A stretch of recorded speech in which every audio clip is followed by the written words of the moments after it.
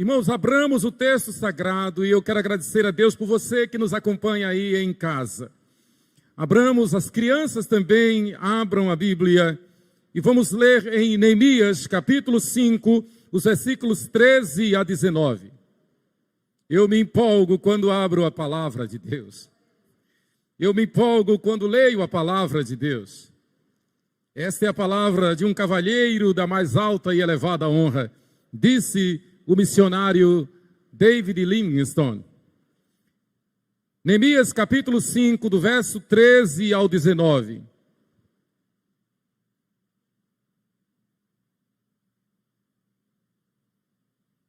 Cláudio, me ajude a botar ali, Cláudio, por favor.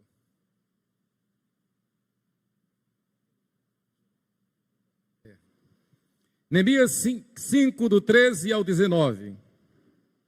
Vamos ler juntos, todos a uma só voz. Também sacudi o meu regaço e disse: assim faça Deus, sacuda de sua casa e de seu trabalho a todo homem que não cumprir esta promessa. Seja sacudido e despojado. E toda a congregação respondeu amém, e louvaram o Senhor, e o povo fez segundo a sua promessa. Sacudir o regaço significa despojar-se de si, despojar-se do eu, desnudar-se, quebrantar-se, abrir o jogo, abrir o coração. Também desde o dia em que fui nomeado seu governador na terra de Judá, desde o 20º ano até ao 32º do rei Artaxerxes, 12 anos, nem eu, nem meus irmãos comemos o pão devido ao governador. Ou seja, vivemos literalmente pela fé, vivemos calmos, serenos e tranquilos de que a nossa dependência e suficiência vem somente de Deus. Em nenhum momento eu coloquei o meu salário, em nenhum momento eu coloquei os meus bens, o meu intelecto, em nenhum momento eu coloquei as minhas necessidades diante da vontade, do temor de Deus.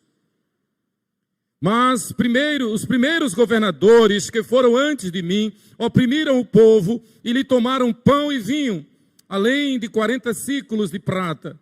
Até os seus moços dominavam sobre o povo, porém eu assim não fiz, por causa do temor de Deus. Vamos dizer todos juntos? Por causa do temor de Deus. O contexto é o seguinte: havia opressão, havia injustiça, havia corrupção, havia falsa doutrina, havia uma falsa prática de fé, mas eu não fiz isto por causa do temor de Deus. Eu não fiz isto por causa do temor de Deus. Eu até pensei, eu até olhei, eu até tive vontade, mas eu não fiz por causa do temor de Deus. O apelo era muito forte, a tentação era muito forte, mas por causa do temor de Deus eu não fiz. Houve um homem da mesma estirpe, do mesmo nível de Neemias, séculos atrás, que teve uma atitude semelhante. Josué. Vocês façam o que quiserem. Vocês façam o que vocês quiserem. Eu já falei, eu já exortei, eu já reclamei, eu já doutrinei, eu já disciplinei. Façam o que vocês quiserem. Mas eu e a minha casa serviremos ao Senhor. Então, versículo 16. Antes também na obra deste muro fiz reparação e terra nenhuma compramos. E todos os meus moços se ajuntaram ali para a obra. Um só rebanho, um só pastor, uma só família, um só esforço, uma só fé, um só corpo. Nós somos a igreja do Senhor. A família mais importante da terra não é a biológica, é a cristológica. A família de sangue, na verdade, é a família do sangue que verteu na cruz. É a família lavada e redimida pelo sangue de Jesus. Esta é a família que vai entrar no céu. Boa, 10, maravilha. Onde é que passa aqui? Aqui, boa. Muito bem. Então, Neemias está colocando essa situação tão peculiar a nós, tão familiar. Nós sabemos o que é igreja. Nós sabemos o que é passar por este vale de sombra da morte, que é a terra, este vale de lágrimas, que é a terra, este mundo rendido ao pecado, este mundo subjugado pelo maligno, este mundo que jaz no maligno, este mundo cujo príncipe é o inimigo, é o adversário. Mas este mundo que tem os dias contados. Este mundo que para quem, a exemplo de Josué, a exemplo de Neemias, teme a Deus e faz tudo por causa do temor de Deus. Este é um mundo que nos dá fé, que nos enche de fé, que nos enche de esperança e que nos enche de amor. Porque nós não somos regidos pelo mundo, estamos no mundo, mas somos agraciados pela fé que é dom de Deus, pela esperança da glória celestial, da vida eterna, a esperança que diz que é incomparavelmente melhor estar no céu do que aqui na terra, de que o céu é um lugar onde nós jamais teremos qualquer centelha de tristeza, não haverá tristeza, só alegria. Então nós vamos com muita alegria cantando, como tão bem cantava o reverendo Cláudio Honor da Silveira Barreto, o pai de Afonso Barreto. Ele cantava com a sua esposa, que ainda está conosco, a irmã Zinete. Ainda é longe Canaã, ainda é longe Canaã, mas nós caminhamos para Canaã. Nós nos dirigimos para... Neemias já vivia nessa perspectiva. Abel já viveu nessa perspectiva. Abraão viveu nessa perspectiva. E nós não nos impressionamos com este mundo, nem nos preocupamos com o tempo, porque para Deus um dia, 1000 anos é como um dia, e um dia como 1000 anos. Então, na verdade, nós podemos concluir que o sacrifício de Jesus foi anteontem, 2 dias atrás. E a qualquer hora, a qualquer instante, nós vamos entrar na cidade muradas, cujos muros construídos não por Neemias, mas construídos pelo Eterno. Muros de pérola, de ouro, ruas de ouro. Nós estaremos lá, para a glória do Senhor. Também 150 homens dos judeus e dos magistrados, e os que vinham a nós, dentre as gentes que estavam ao nosso redor, eram meus hóspedes. Ou seja, Neemias viveu para servir. Neemias foi um diácono por excelência. Eu incentei esta obra, eu assumi esta obra, eu atendi ao apelo do Senhor, assim como no dia da nossa conversão, da nossa decisão, nós atendemos ao apelo do Senhor e aqui estamos para servir. Irmãos, a única razão pela qual nós ainda estamos aqui na terra é para servir ao Senhor. Paulo, apóstolo, diz isto de cátedra, diz isto de forma indubitável. Para mim, o viver é Cristo, mas o morrer é lucro. Mas, por amor aos perdidos, necessário me é permanecer na carne. Eu prefiro partir e estar com Cristo, que é incomparavelmente melhor. Mas, por amor aos perdidos, por amor aos eleitos de Deus, necessário me é permanecer aqui. Ou seja, para viver a igreja, para testemunhar do Evangelho, para evangelizar, para ganhar almas para Jesus. Eu quero conclamar você, vamos ganhar almas para Jesus. Falemos de Cristo, Ele é o Salvador, Senhor tão singular, do mundo Salvador. Nós não temos tempo a perder, falemos de Cristo. Diga simplesmente, olha só, Jesus Cristo salva. A esperança é Jesus. E um tempo como este, de crise, de pandemia, de tanta dor, de tanto sofrimento, é excelente para falar da fé, da esperança e do amor de Deus por nós.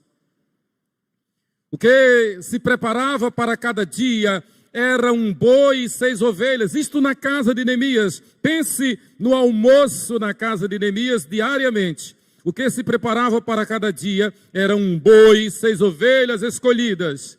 Também à minha custa, às minhas expensas, eram preparadas aves, e de 10 em 10 dias muito vinham de todas as espécies. Nem por isso exigi o pão devido ao governador, porquanto a servidão deste povo era grande. Lembra-te de mim para meu bem, ó meu Deus, e de tudo quanto fiz a este povo. Neemias está dando o seu testemunho. Ele está dizendo: eu amo tanto a casa de Deus, eu amo tanto a igreja de Deus, eu amo tanto o povo de Deus, que eu quero viver para servir ao povo de Deus, eu quero viver para servir a igreja. Na verdade, toda a nossa vida é para a glória de Deus. Tem que ser para a glória de Deus. Este é o fim principal do homem: amar a Deus, servi-lo e glorificá-lo para todo sempre. Gozá-lo para todo sempre, ter prazer em servir ao Senhor. O nome Neemias significa Deus é o meu deleite. E mais uma vez eu me reporto ao nosso pastor emérito, pastor Neemias, um gentleman, como mamãe dizia sobre o pastor Neemias. Mamãe dizia: meu filho, olha, eu nem sonhava em ser seminarista, a gente era criança ainda. Mas mamãe era muito amiga do pastor Neemias. E ela dizia: o reverendo Neemias é um gentleman, um pacificador, um homem sábio, um homem que vive a expressão Deus é o meu deleite e é o deleite da igreja. Eu digo sempre, o conselho da igreja presbiteriana 12 de agosto é uma bênção, vocês são uma bênção, os presbíteros, e eu digo, vocês aprenderam isso com o pastor Neemias. Este espírito de pacificação, esse espírito de serviço, de amor à obra, de amor à causa, de amor por missões, de amor à evangelização e, acima de tudo, de amor uns com os outros. Uma característica do nosso conselho é que há amor intenso de uns para com os outros. Vocês aprenderam, nós aprendemos com o nosso pastor Neemias. Queridos, eu quero então compartilhar esta noite sobre por causa do temor de Deus. Por causa do temor de Deus. O versículo-chave é este. O versículo 15 do capítulo 5.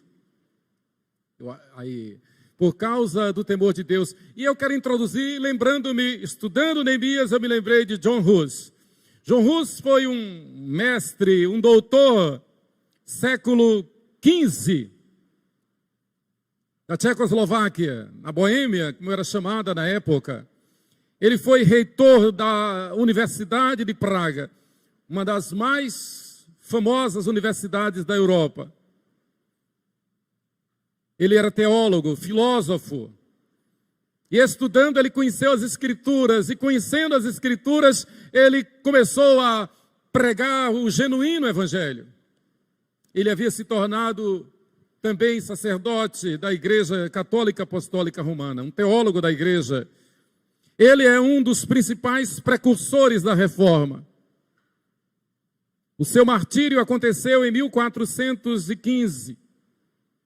100 anos, 2 meses, 100 anos, 102 anos e 3 meses antes da Reforma Protestante.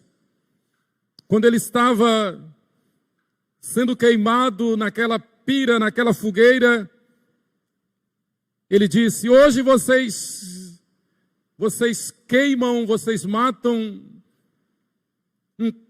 um pato, mas daqui a 100 anos Deus vai levantar um cisne que vai voar pela Europa, cuja influência vai atingir o mundo todo, porque Hus em alemão significa ganso, é um ganso. Hoje vocês estão matando um ganso, Hus.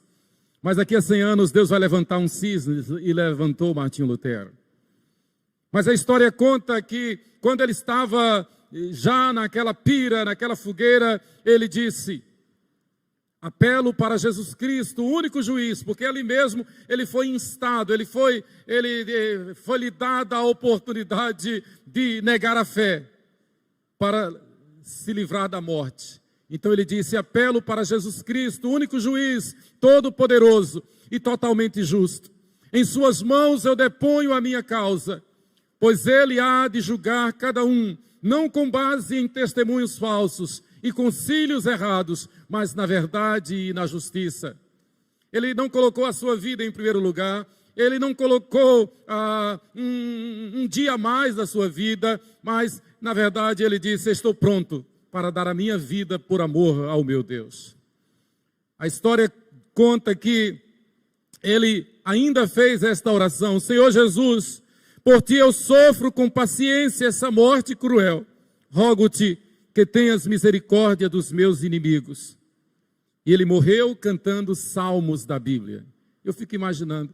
E eu, cá com meus botões, eu me preparo para isso. Se vier me matar, vai ter que me matar ouvindo-me cantar. Brilho celeste, brilho celeste. Vai ter que me matar ouvindo-me cantar louvores a Deus. E você tem que se preparar. A Bíblia diz que vem perseguição. A Bíblia diz que imediatamente antes da volta do Senhor, do arrebatamento da igreja, o anticristo, o inimigo, vai tentar colocar uma marca em todo mundo. E só não vão aceitar esta marca os fiéis em Cristo Jesus. Por isso vão sofrer. Não vão poder comprar, nem vender, nem viajar, nem prestar concurso. Cuidado, porque os sinais da marca da besta estão claros e evidentes. Não é brincadeira. É uma marca que vai tratar os fiéis cristãos como gente desprezível. É uma marca que vai nos impedir de viver como cidadãos. É uma marca que vai impor sobre nós uma morte amíngua, devagarinho nos martirizar. Mas nós temos que estar preparados. Ouvimos hoje o sermão de Zacarias, João Batista. Aquela coisa maravilhosa do nascimento de João Batista. Aquele ministério glorioso. O maior dentre todos os homens, João Batista, segundo Jesus. Mas João Batista, por amor a Cristo. João Batista, na mesma linha de João Hus. Ele não negou a fé. Ele falou a verdade. E por isso foi decapitado.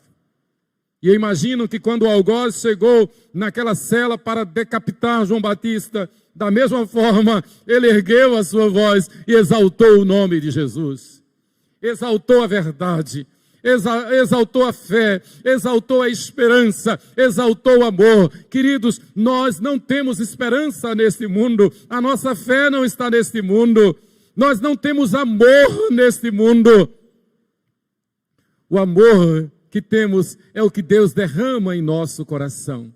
Romanos capítulo 5, versículo 5 e versículo 8. Queridos, então, vamos nos lembrar um pouco da cronologia da história de Neemias e de Israel em sua época. Em 608 a.C., Jerusalém cai, conforme profetizou Jeremias e outros profetas. Jeremias cai diante do Império Babilônico. Nabucodonosor entra e destrói a cidade, derruba o templo, queima a cidade, destrói os muros e leva o melhor do povo para o cativeiro babilônico. Jeremias houvera profetizado que o cativeiro seria de 70 anos, e realmente foi.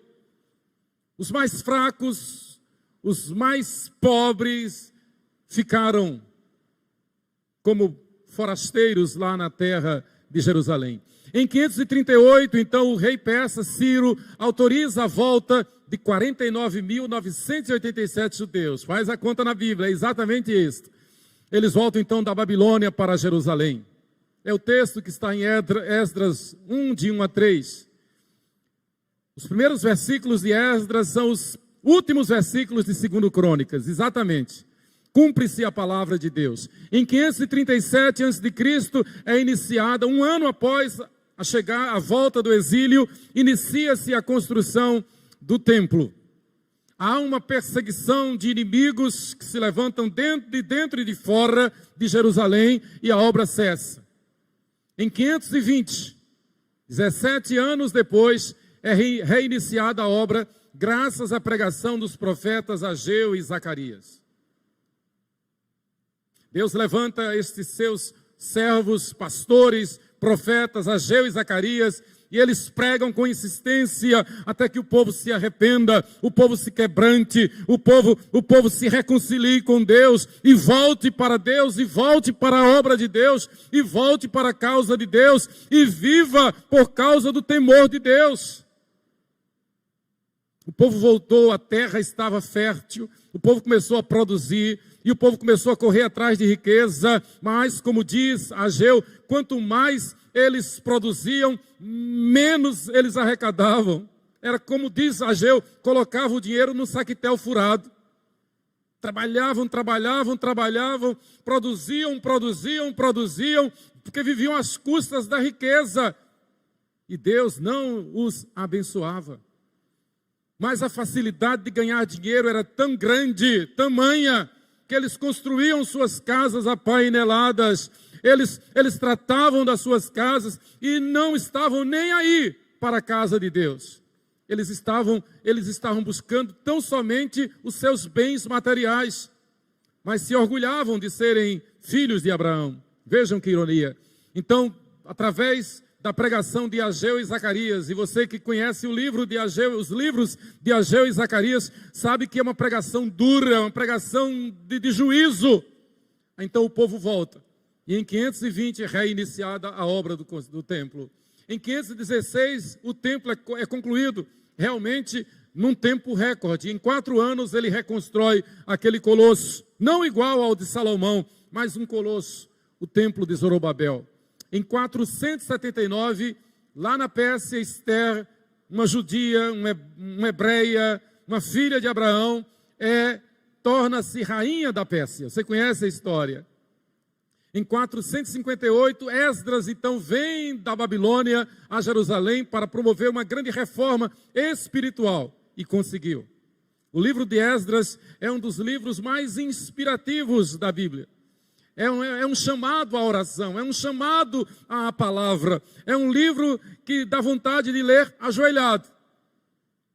Esdras foi literalmente um reformador, assim como Neemias, assim como Zorobabel, assim como João Hus, assim como Lutero, Calvino. Esdras tratou de cuidar da vida espiritual do povo, trazer o povo à comunhão com Deus, trazer o povo a buscar em primeiro lugar o reino de Deus e a sua justiça, trazer o povo a viver a palavra de Deus, trazer o povo a viver, como disse o salmista, quanto amo a tua lei, é a minha meditação todo dia.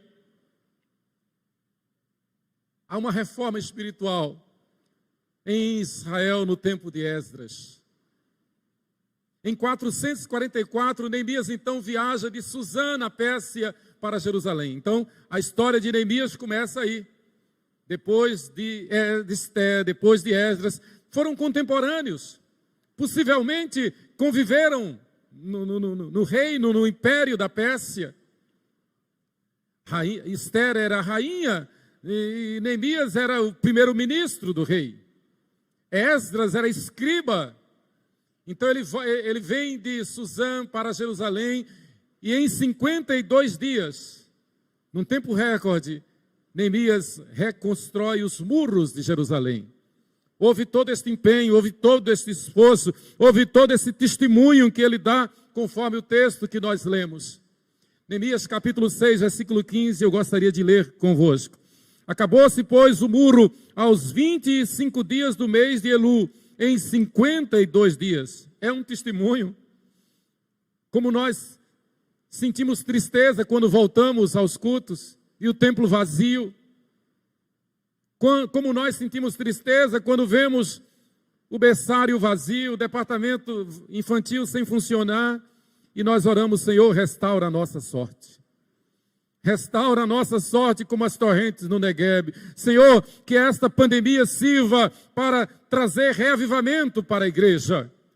Que esta epidemia sirva para que nós, de todo e definitivo, nos lembremos de que nós vivemos não pela vista, não pelas circunstâncias, não pela aparência. Nós vivemos não conforme as nossas vicissitudes ou necessidades, mas nós vivemos literalmente pela fé, na esperança e movidos pelo amor de Deus. E o amor, claro, é mais forte do que a morte. É pelo amor, é na esperança da glória de Deus, é na esperança de ver o agir de Deus, como temos visto em muitas vezes. É pela fé, literalmente pela fé, que nós avançamos a cada passo que damos na vida. Queridos, em 431, Neemias então retorna, volta à Babilônia, a Pérsia, presta relatórios ao rei Artaxerxes. 12 anos ele passou lá. Interessante que lá no início do livro de Neemias, ele pediu licença ao rei para este trabalho. E foi uma licença de 12 anos. Tal era o prestígio de Neemias que ele volta 12 anos depois da licença. E o rei então o promove a governador e o manda de volta. Vá cuidar do seu povo, vá cuidar da sua terra. Seja o que for que Deus tenha nos dado, os dons e talentos que Deus tem nos dado, as portas que Deus abre para nós, o salário que cai certinho na conta, a casa, os filhos, a família, tudo para a glória de Deus. Tudo pelo temor de Deus. Deus nos dá filho para que os criemos no temor de Deus. Deus nos dá saúde para que vivamos no temor de Deus. Deus nos dá doença para que na doença vivamos no temor de Deus. Deus nos dá aflição para que na aflição vivamos no temor de Deus. Deus nos dá o trabalho, Deus nos dá a profissão, Deus nos dá as oportunidades para que em tudo vivamos pelo temor de Deus. Tudo por causa do temor de Deus. Neemias então volta como governador. Em 444, aliás, voltei. Neemias vai da Pérsia. Neemias retorna então à Babilônia, presta relatórios e volta. Tudo isso nos mostra o contexto em que viveu Neemias. A situação em que estava o povo demonstra que havia 3 tipos de crise. Havia uma crise material, usura na busca de riquezas e luxo. Ageu é quem denuncia isto. Esperastes o muito, e eis que veio a ser pouco. E esse pouco, quando o trouxestes para casa, eu com um assopro o dissipei. Eles trabalharam muito, eles investiram muito, eles até que conquistaram muito, mas esse muito se derretia, se transformava em nada. Quanto mais eles angariavam, quanto mais eles ganhavam, mais o dinheiro entrava num saquetel furado. Não tinha valor. Eles estavam dando murros em pontas de faca, porque havia uma crise material, irmãos. Uma crise de arrogância, de soberba, de vaidade. Nesse contexto, Malaquias faz uma denúncia gravíssima. Veja o que diz Malaquias, contemporâneo de Neemias. Portanto, tenham cuidado. Ninguém seja infiel à mulher da sua mocidade. Eu odeio o divórcio, diz o Senhor, o Deus de Israel. E também odeio o homem que se cobre de violência, como se cobre de roupas, diz o Senhor dos Exércitos. Por isso tenham bom senso, não sejam infiéis. Malaquias 2, 15 e 16 da NVI. Então a crise moral, a crise material era decorrente da crise moral. Por isso que a Bíblia diz, santificai-vos. Santificai-vos, porque amanhã o Senhor fará maravilhas no meio de vós. A maravilha virá como decorrência da santificação. O contrário é verdadeiro. Quando o povo de Deus não se santifica, vem a maldição. Isto não é neopentecostalismo, isso é palavra de Deus, isso é teologia bíblica. A quem me honra, eu honrarei, mas aos que me desonrarem, eu também os desonrarei. E o caso clássico é o caso de Saul e Davi. Ambos foram chamados por Deus. Saul desonrou a Deus e Deus o desonrou. Davi honrou a Deus e Deus o chamou de homem segundo o meu coração. Deus honrou a Davi. E Davi foi um homem semelhante a nós, claro. Cometeu os pecados que nós cometemos. Mas Davi viveu pelo temor de Deus. Davi se despojou de si, sacudiu o seu regaço, abriu mão dos seus conceitos e preconceitos, abriu mão de sua vontade própria, abriu mão de sua índole, negou-se a si mesmo, honrou a Deus e Deus o honrou.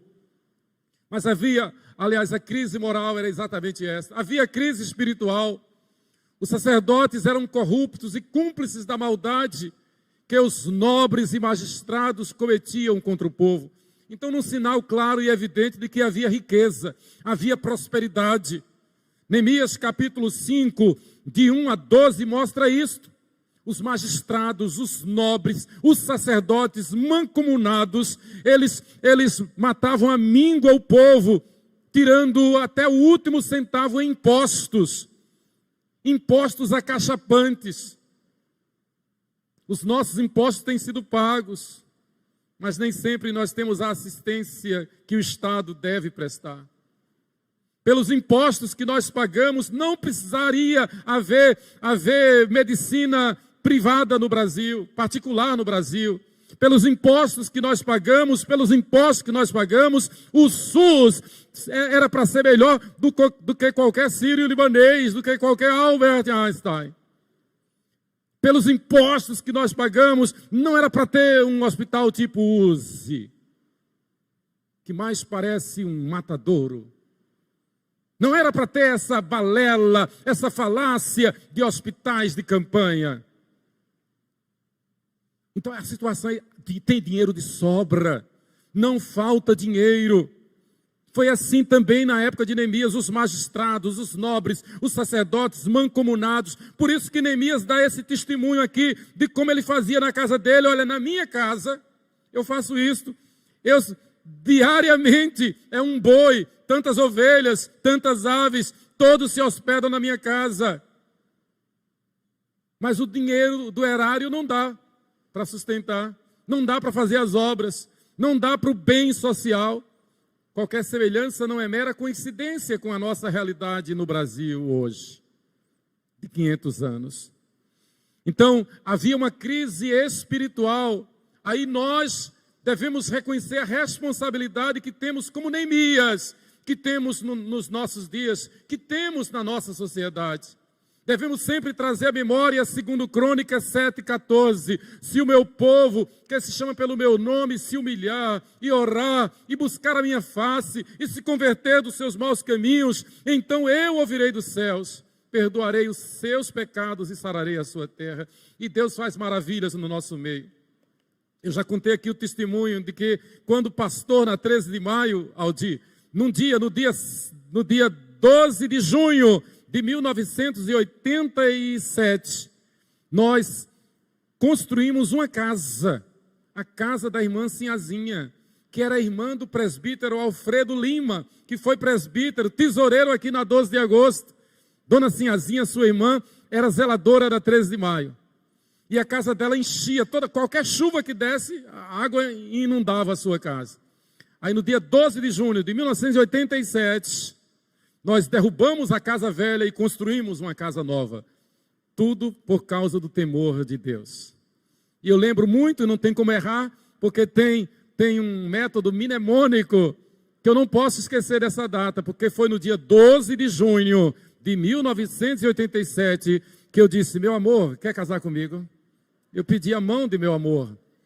Ela disse: eu quero, meu amor. Era tudo isso que eu estava esperando. Mas também eu me lembro, por causa do temor de Deus, em uma crise, nós tínhamos duas congregações, eu vou me referir a uma. Nós tínhamos uma congregação lá em Itabuna, que o conselho já havia decidido fechar. Porque não andava, não prosperava, não crescia, parecia que estava colocando dinheiro num saquetel furado. Mas Deus nos iluminou. Num dos congressos do CPL, na 8ª de Belo Horizonte, eu conheci a Danúzia e levei Danúzia para lá, uma missionária. E através de Danúzia nós levamos Débora, uma verdadeira Débora. E para resumir a história, aquela congregação que estava decretada a ser fechada, a falência, de um povo paupérrimo, ribeirinho, paupérrimo. Ninguém tinha casa de alvenaria, Todos moravam em palhoças. E nós levamos Débora e Acácio, seu esposo, o diácono Acácio, a missionária Débora e o missionário, a missionária Débora e o diácono Acácio, seu esposo. E em menos de 5 anos, aquela congregação que era um casebre, não é, Sheila?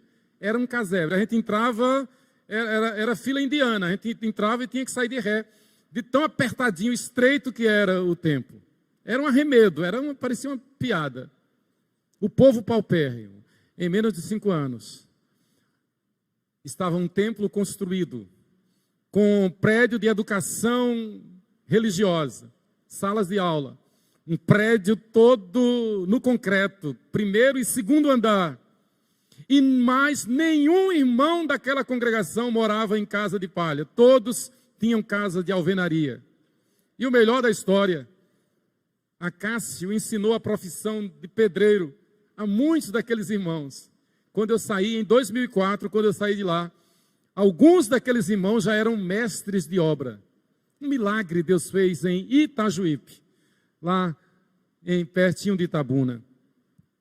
Tudo por causa do temor de Deus. Havia pobreza, havia miséria, não havia dinheiro, não havia recurso, mas Deus levantou um Neemias, que foi o Acácio. Deus levantou uma Débora, que foi a missionária Débora. E Deus fez um avivamento. É uma das maiores igrejas do presbitério, hoje, lá no presbitério de Itabuna. Louvado seja Deus. Quem entrar no meu gabinete aqui, olhe para um quadro que tem em cima da estante. É a fachada do templo quando nós saímos de lá. Hoje está bem maior. Louvado seja Deus. Então, a crise espiritual se vence com quebrantamento. Então chamei os sacerdotes e os fiz jurar que fariam segundo prometeram. Prometer a Deus toda a honra, glória e louvor. Por causa do temor de Deus, eu me santifico. Diga assim, por causa do temor de Deus, eu me santifico. Irmãos, o maior objetivo, o maior sonho, o maior projeto da nossa vida não deve ser outro senão santificação. Eu quero me santificar, eu quero me purificar, eu quero me consagrar, eu quero dizer não ao meu eu quero dizer não à minha vontade, eu quero resistir à tentação. Eu quero dizer como Davi no Salmo messiânico, Salmo 69, versículo 6. Não sejam envergonhados por minha causa os que esperam em ti, ó Senhor, Deus dos exércitos. Nem por minha causa sofram vexame os que te buscam, ó Deus de Israel. Por causa do temor a Deus, e nós estamos aqui, irmãos, porque o Espírito Santo nos trouxe. Nós somos igreja porque o Espírito Santo nos convenceu do pecado, da justiça e do juízo. Nós andamos na presença de Deus porque o Espírito Santo nos intercede por nós com gemidos inexprimíveis. Ele é o verdadeiro e único vigário de Cristo aqui na terra. Ele é o nosso consolador. Ele é quem nos revela a vontade, a palavra de Deus. Nós dependemos 100% do Espírito Santo. A toda hora, a todo instante, nós devemos clamar, não a minha vontade, não os meus olhos, não os meus sentimentos, não os meus desejos, não o que a internet oferece, não o que o mundo oferece, não o apelo do mundo, mas o que o Espírito Santo quer da minha vida. E que o que o Espírito Santo quer na minha vida é que a minha vida esteja no altar do Senhor. Eu estou completando agora, no dia 19, 36 anos de pastorado. Você não imagina o sofrimento que é, principalmente no início do pastorado. Misericórdia. Nós somos sobreviventes. A Bíblia diz, nós somos pastores, o alvo por excelência do diabo. Se ele ataca, se ele perturba, imagine o quanto ele perturba os pastores, os líderes. Se ele ataca os líderes das nações, os governos, muito mais ele ataca os pastores. Muito mais ele ataca a liderança da igreja. Porque ele quer atacar a igreja, ele quer destruir a igreja. Então, outro versículo, o versículo chave no meu ministério é 2 Timóteo 4:5. Tu, porém, sê sóbrio em todas as coisas, suporta as aflições, faze o trabalho de um evangelista, cumpre cabalmente o teu ministério. Nós não estamos aqui para fazer a nossa vontade. E claro que esta palavra, essa promessa não é só para os pastores. É para você, professor, você, professora, você, estudante, você que está fazendo o Enem, você, profissional liberal, é para você, autônomo, você, empresário, você, político cristão, é para todo o povo de Deus. Tu, porém, sê sóbrio em todas as coisas, suporta as aflições, faze o trabalho de um evangelista, viva para ganhar almas, viva para testemunhar, viva para que todos saibam que você leva Deus a sério, viva para que todos saibam que a igreja é prioridade na tua vida, a casa do Senhor é prioridade na tua vida, que você ama a casa do Senhor, que o domingo é do Senhor, que o domingo é santo, que o domingo é dia do Senhor, que o domingo não é dia de lazer, não é dia de brincar, não é dia de passear, é dia do Senhor, é o nosso sábado. O sábado cristão é o domingo. Você sabe como a Bíblia é enfática quanto ao sábado. É um dos mandamentos. É um dos 10 mandamentos. Lembra-te do dia de sábado para o santificar. Leia-se. Lembra-se do dia do Senhor para santificar. Lembra-se do domingo, porque é o dia da ressurreição. É o dia do Pentecostes. Foi o dia em que Jesus se apresentou. Nos 40 dias que ele esteve aqui na terra depois da ressurreição, ele apareceu sempre no primeiro dia da semana. Por isso é chamado de o dia do Senhor. É o dia da ressurreição. Os apóstolos tomaram esse costume e passaram a se reunir. E os discípulos, então, no primeiro dia da semana. Este é o nosso sábado. O dia consagrado ao Senhor. Por causa do temor de Deus eu me santifico. E é o texto do versículo 13. Também sacudiu o meu regaço e disse, assim o faça Deus, sacuda de sua casa e de seu trabalho a todo homem que não cumprir esta promessa, seja sacudido e despojado. E toda a congregação respondeu, amém, assim seja. E louvaram o Senhor, e o povo fez segundo a sua promessa. Por causa do temor de Deus, eu consagro minha vida ao serviço da igreja. O que Neemias fez foi isto. Irmãos, humanamente, Neemias não precisava se preocupar com isto. Ele nem conhecia Jerusalém, ele nasceu já depois do exílio, na Pérsia. Ele é um descendente de judeus que permaneceu lá na Pérsia. Ele nasceu lá.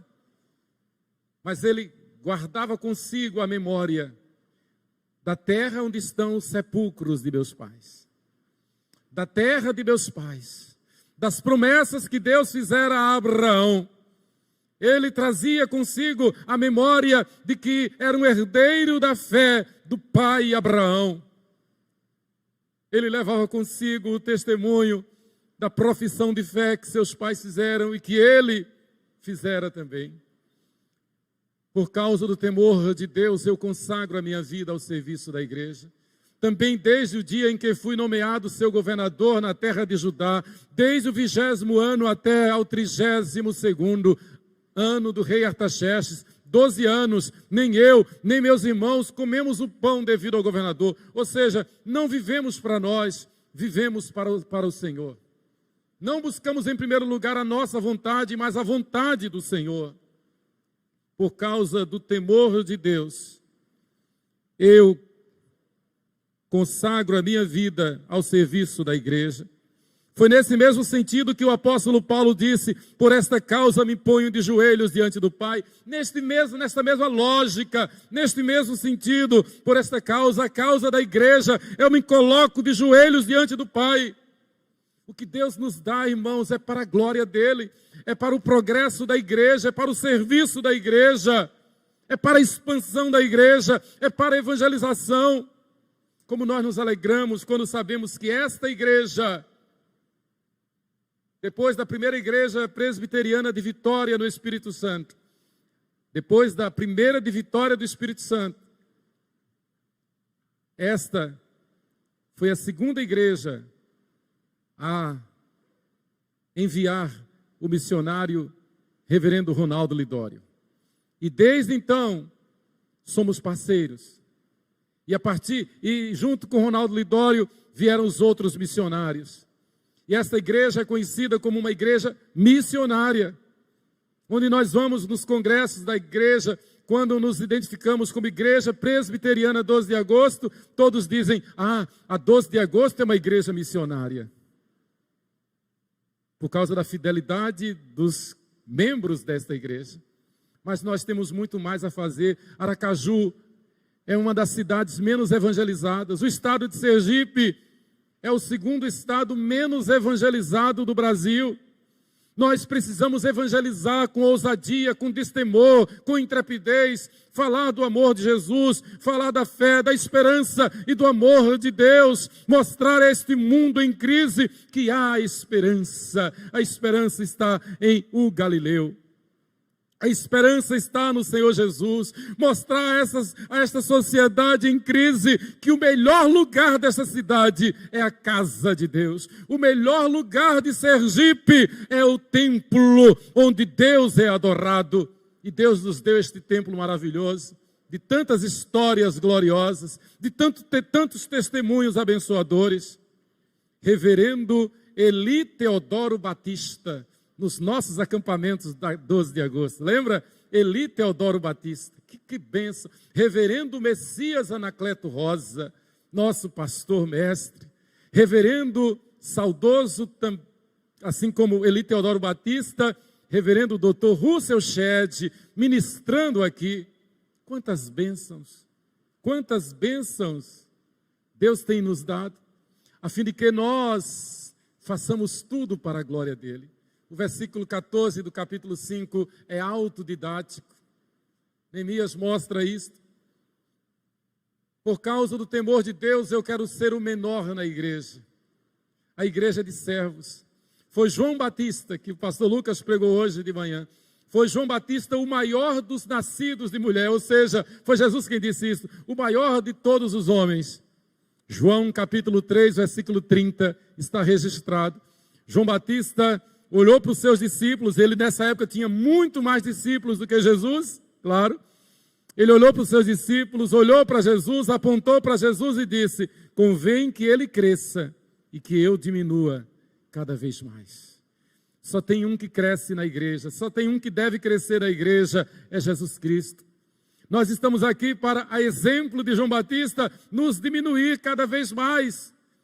Nos escondermos atrás da cruz, não aparecermos de forma alguma. É como disse Aldir no início da ministração do louvor, nós não estamos nos apresentando, não. Nós estamos aqui adorando ao Cordeiro, adorando ao Galileu. João Batista diz, convém que Cristo cresça e que eu diminua cada vez mais, que a nossa vida seja literalmente assim, irmãos. O que Deus tem lhe dado, louvado seja o nome do Senhor. As oportunidades que Deus tem lhe dado, os seus empreendimentos, o seu soldo, a sua conta bancária, os seus dons, os seus talentos, tudo que Deus tem dado é para que nós digamos como Davi, Senhor, tudo vem de ti e do que é teu, tu damos. A nossa vida está no teu altar. Ame a Deus, ame a igreja, louve a igreja. É preciso ouvir testemunhos como o que ouvimos de Aldir hoje.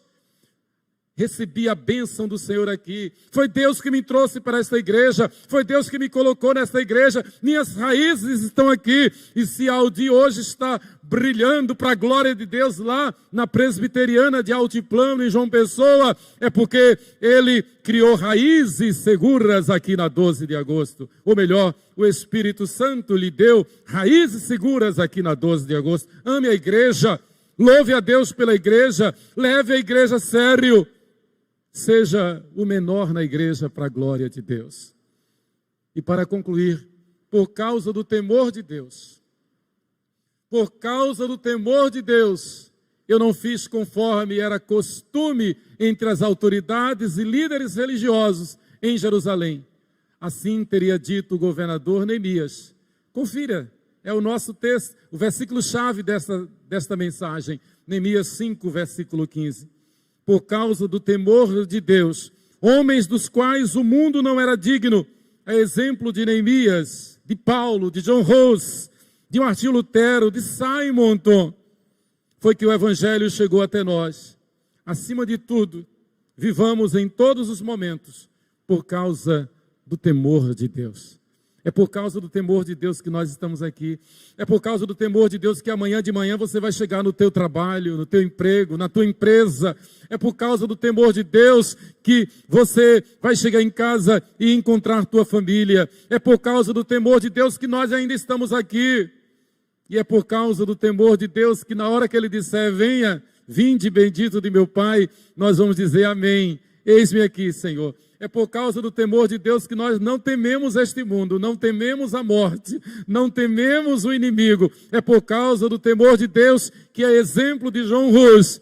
Quando vier a aflição, quando vier o sofrimento, quando vier a afronta, quando vier o martírio, quando vier a morte, a exemplo de João Batista, a exemplo de John Hus, nós vamos partir glorificando a Deus. Nós vamos partir cantando salmos para a glória de Deus. Nós vamos partir exaltando o Galileu, exaltando o Cordeiro. Vamos cantar o Galileu? Venha o ministério do louvor. Que Deus nos abençoe. Que Deus aplique esta palavra ao nosso coração. Que nós nos lembremos de viver e fazer tudo por causa do temor de Deus. Cuidado, não por causa da pandemia, não por causa do vírus, sempre teve. Não por causa da morte, nós já vencemos a morte, lembre disso sempre, nós já vencemos a morte, mas viva 100% do teu tempo por causa do temor de Deus, santificando-se, quebrantando-se e amando a igreja. Que Deus nos abençoe.